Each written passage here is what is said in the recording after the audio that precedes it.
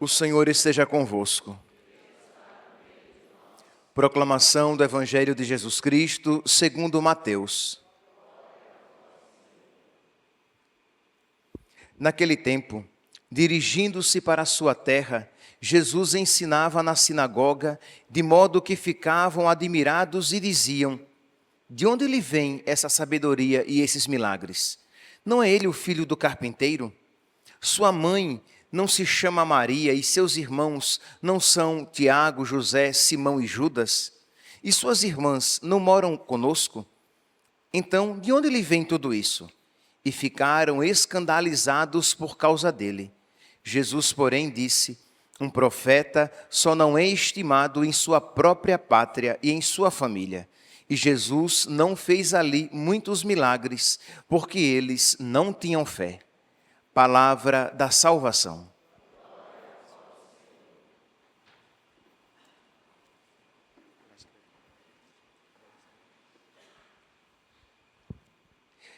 Caríssimos irmãos e irmãs, a primeira leitura de hoje, continuando a leitura do profeta Jeremias, nós estamos aqui agora no capítulo 26, e Jeremias, ele apresenta, da parte de Deus, uma profecia condicionada, isto é, ele profetiza que algo vai acontecer dependendo das circunstâncias das pessoas.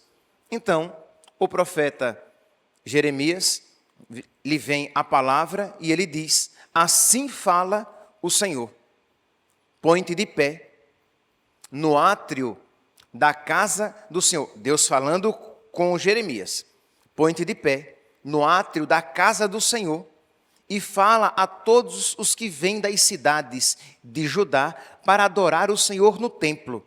Imagine, o contexto é, as pessoas estão indo para o templo, as pessoas estão indo para a igreja. Então, aparentemente, são pessoas piedosas. Mas Deus vê o coração e via que aquele povo oferecia os sacrifícios rituais, mas não sacrificavam a própria vida. Que eles realizavam um culto exterior, mas que não reverberava no seu interior. E esta, meus santos, é uma tentação não apenas dos judeus da época de Jeremias, mas de todos nós.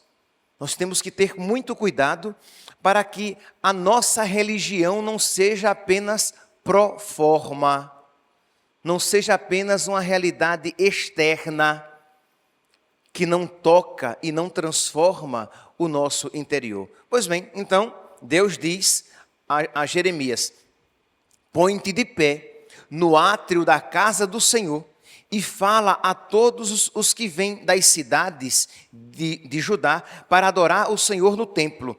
Todas as palavras que eu te mandar dizer. Não retires uma só palavra.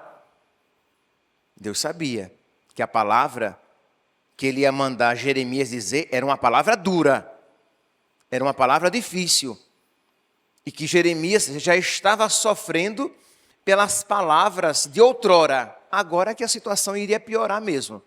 Mas Deus diz: não retires uma palavra sequer. Talvez, versículo 3, talvez eles as ouçam e voltem do mau caminho e eu me arrependa da decisão de castigá-los. Se eles mudarem de atitude, o castigo que eu anunciei não vai acontecer. Então, dirás assim. Então, estava lá Jeremias, o povo chegando para o templo, e Jeremias vai dizer: isto diz o Senhor, versículo 4. Se não vos dispuserdes a viver segundo a lei que vos dei, a escutar as palavras dos meus servos, os profetas, que eu vos tenho enviado com solicitude para a vossa orientação, farei desta casa uma segunda Silo. Isto é, Jeremias está ali e começa com a partícula condicional.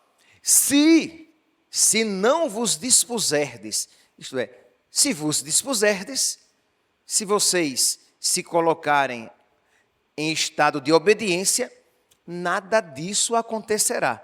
Mas se vocês não obedecerem, eu farei de vocês uma segunda Silo. Lembram que, acho que na terça-feira nós refletíamos que a frase do povo era: é o templo do Senhor, é o templo do Senhor. Imagine se alguma desgraça vai acontecer a Jerusalém, nós temos o templo do Senhor, Deus mora conosco. E Deus diz, por meio do profeta Jeremias: eu farei de vocês uma segunda Silo. E aí Jeremias tocou na ferida. Que o que foi que aconteceu com Silo? Silo era a cidade que tinha o tabernáculo no qual estava a Arca da Aliança. E os filhos de Eli, do profeta Eli, praticavam o mal, o povo praticava o mal, e Deus entregou então Silo na mão dos filisteus, que destruíram o tabernáculo e levaram a arca. Então, quando Jeremias diz: eu farei de vós uma segunda Silo, eles compreenderam. Isto é, Deus está dizendo, pelo menos Jeremias está dizendo, que Deus está dizendo que vai, se nós não nos convertermos, Ele vai entregar o templo, e o templo será destruído, a arca será levada, e nós seremos uma segunda Silo. Ora, qual seria então a atitude normal, esperada, diante dessa profecia? Isto é, quando eles ouvem esta palavra, eles deveriam se colocar em estado de mudança de vida. Então, precisamos nos converter. Não. Eles, porque não gostaram da mensagem, eles odeiam o mensageiro. E recusam mensagem e mensageiro. E diz então aqui, versículo 7: os sacerdotes e os profetas e todo o povo presente. Isto é, estava todo mundo de má vontade, fechado a Deus e à graça. Os sacerdotes e profetas e todo o povo presente ouviram Jeremias dizer essas palavras. Quando Jeremias acabou de dizer tudo o que o Senhor lhe ordenara que dissesse, prenderam-no os sacerdotes, os profetas e o povo, prenderam Jeremias, dizendo: este homem tem que morrer. Isto é a atitude de quem está em pecado contra o Espírito Santo. Vocês lembram que um dos pecados contra o Espírito Santo é esta obstinação no erro. Isto é, você está no erro e você não quer mudar de vida. Eu sou assim, eu nasci assim, eu cresci assim, você sempre assim. É o ódio à verdade. Isto é, você não quer, você até tapa os ouvidos, porque você não quer ouvir a verdade, porque você não quer se dobrar a ela. Então, diante daquela palavra de Jeremias, os profetas, os sacerdotes e o povo ficaram, todos eles ficaram enraivecidos e disseram: Jeremias tem que morrer, porque nós não suportamos o que ele diz. Apenas um parêntese, Jeremias é uma figura de Cristo, que também era odiado simplesmente pela sua presença. Isto é, a presença dele, de Jesus, suscitava ódio, como a presença e as palavras de Jeremias suscitavam ódio.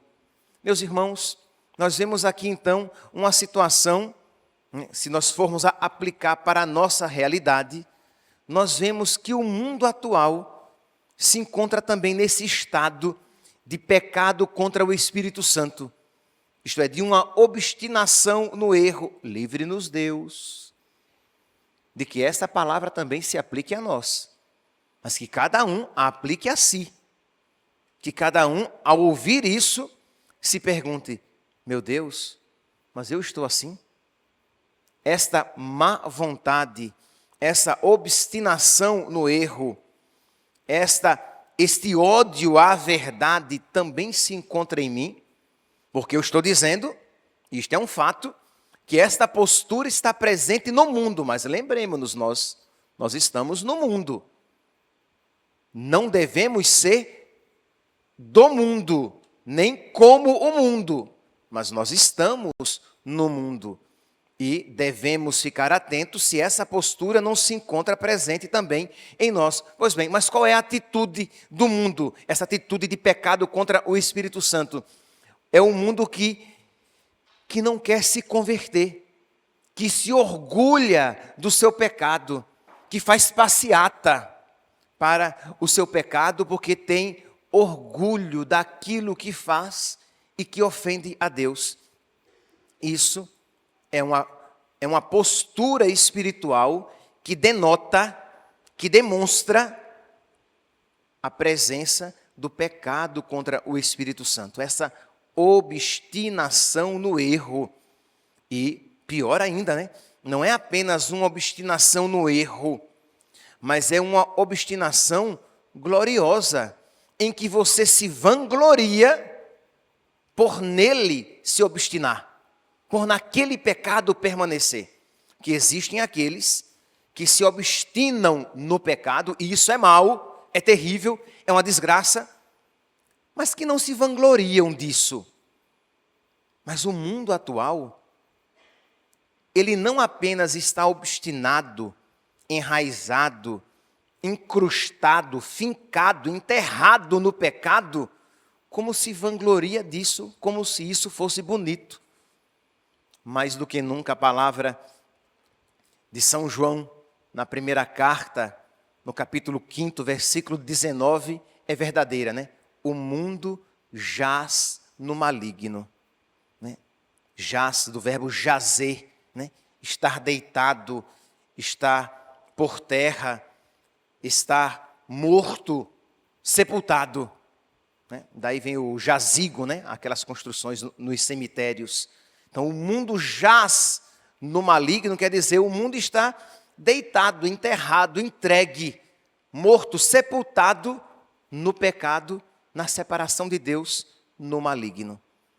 Então, é uma realidade que não é algo distante. Nós vemos aqui contra Jeremias, mas nós vemos hoje esta mesma postura presente. Tente você dialogar desapaixonadamente, apenas procurando a verdade, sem ódio à verdade. Vamos discutir a respeito do aborto.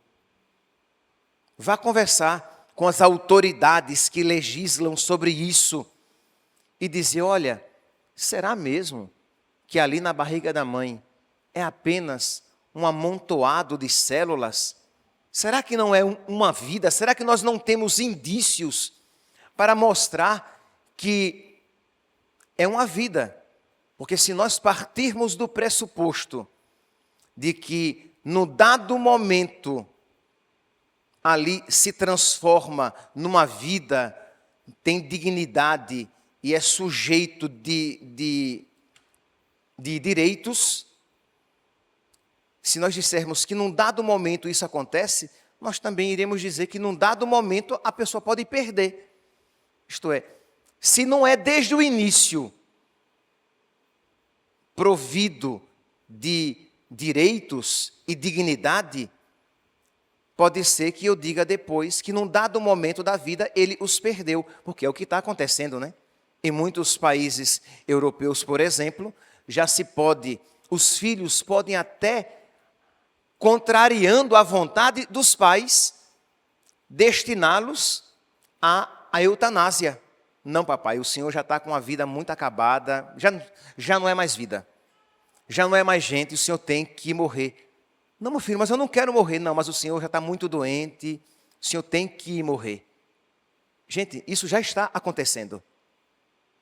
De modo que há pais que estão fugindo de alguns países, indo para outros países, onde aquela legislação não existe, porque se permanecerem no seu país de origem, os seus filhos podem decidir a sua morte.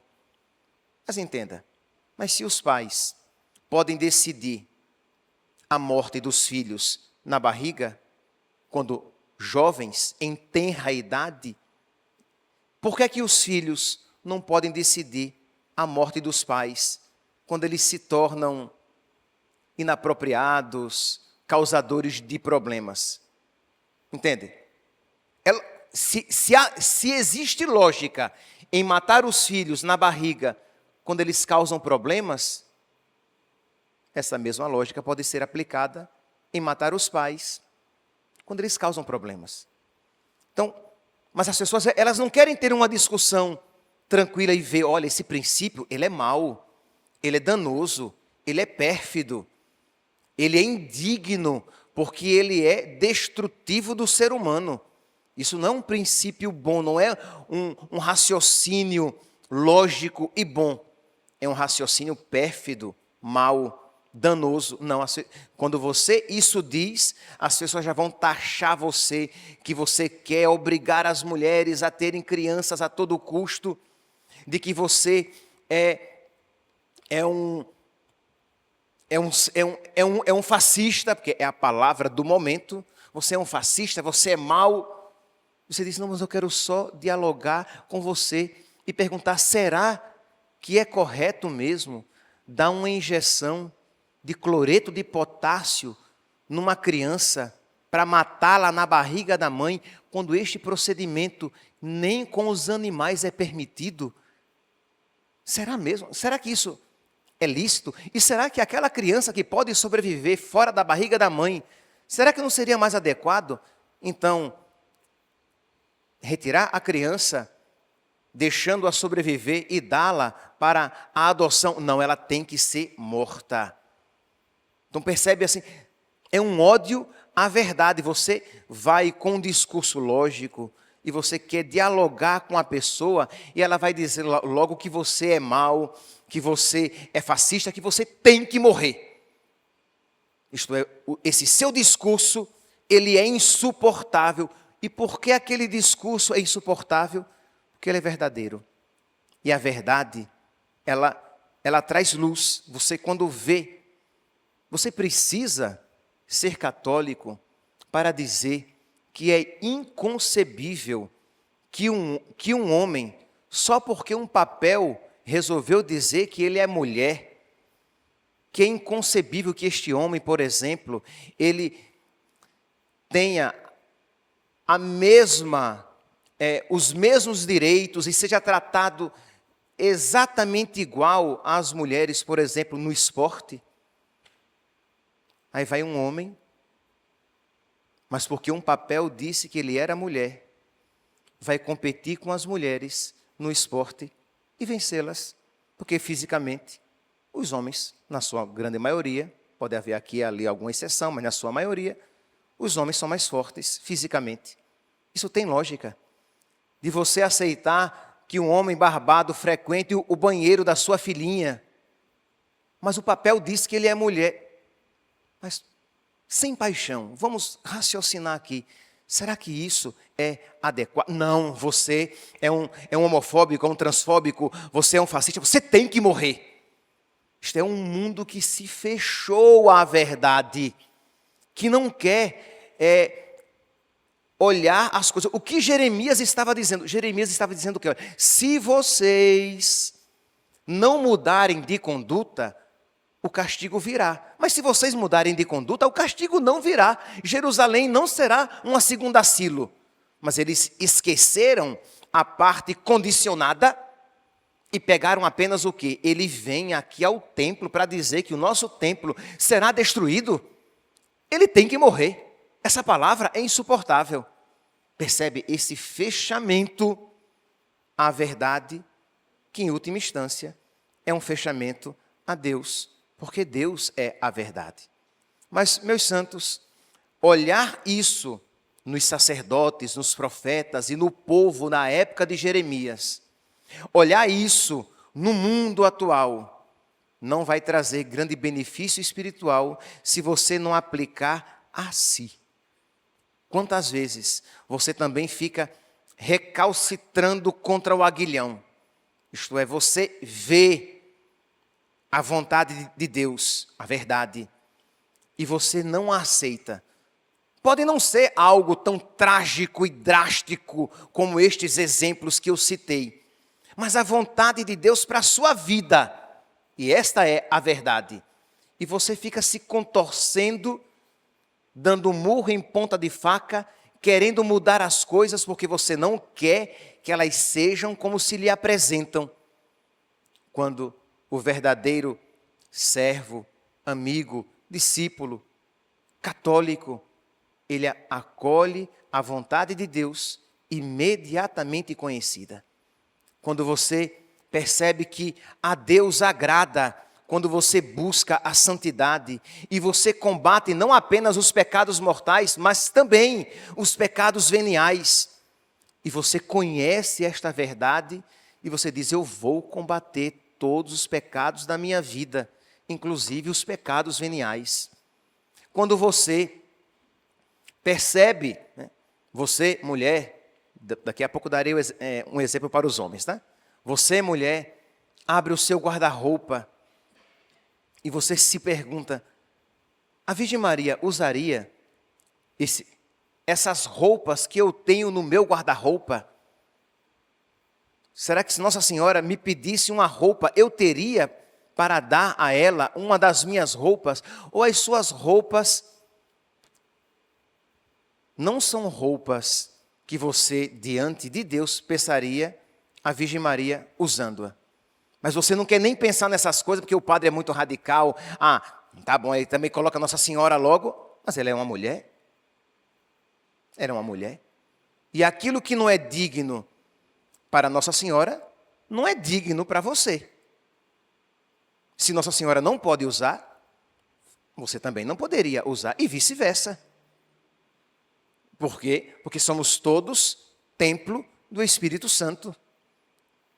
Você, homem, com as suas amizades, com aqueles seus grupos de WhatsApp, em que vários vídeos ali passam, os programas que você assiste na sua TV por assinatura, São José assistiria com você? Ele participaria daquele grupo de WhatsApp do qual você participa? Padre, para com isso, padre. Então você não quer nem pensar, e é uma maneira de você negar a verdade.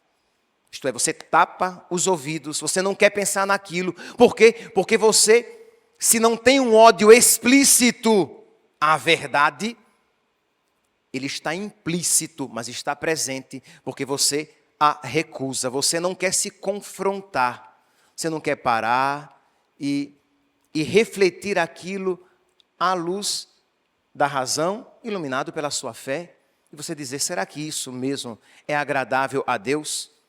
Tenho certeza, meus santos, que se nós nos colocarmos nesta atitude de procurar conhecer a verdade, eu quero conhecer aquilo que agrada a Deus, eu quero retirar da minha vida tudo aquilo que desagrada a Deus, eu tenho certeza que esta palavra de Jeremias vai frutificar na sua vida.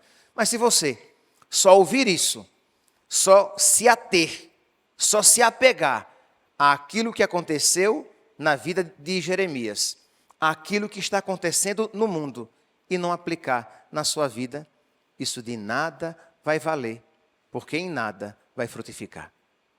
Que Deus então, que Nossa Senhora dos Anjos, envie os seus anjos, aconselhe, mande o nosso anjo da guarda a nos aconselhar o bem, para que nós sejamos dóceis à vontade de Deus, procuremos conhecê-la cada vez mais, para colocá-la em prática na nossa vida. Louvado seja nosso Senhor Jesus Cristo, para sempre seja louvado.